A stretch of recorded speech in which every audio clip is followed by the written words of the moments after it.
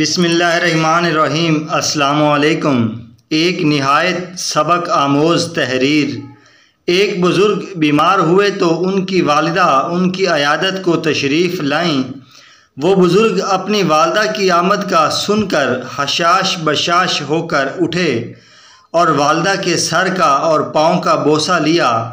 اپنی حالت کا ادراک ان کو نہ ہونے دیا اور نہایت چستی کی حالت میں بیٹھ کر والدہ سے بات چیت کرتے رہے، مگر جو ہی والدہ گھر سے رخصت ہوئیں یہ تکلیف کی وجہ سے بستر پر گر پڑے اور ان پر غشی طاری ہو گئی۔ جب ہوش آیا تو اہل خانہ نے پوچھا کہ آپ نے اس طرح اپنے آپ کو مشقت میں کیوں ڈالا؟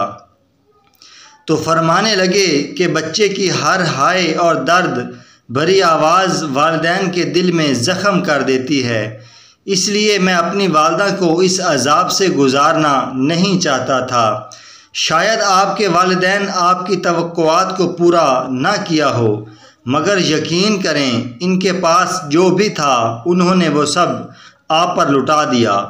جب ہم زندگی کی رونقوں میں مشغول ہوتے ہیں تو بھلے والدین کو بھول جائیں، لیکن دکھ میں سب سے پہلے وہی یاد آتے ہیں۔ والدین کی قدر کرو، یہ وہ درخت ہے جو اکھڑ جائے تو پھر کبھی نہیں لگتا۔ ان کی خدمت کر کے دعاؤں کے پھل سمیٹ لو۔ ماں زندگی کی تاریخ راہوں میں روشنی کا مینار ہے اور باپ ٹھوکروں سے بچانے والا مضبوط سہارا ہے۔ جزاک اللہ۔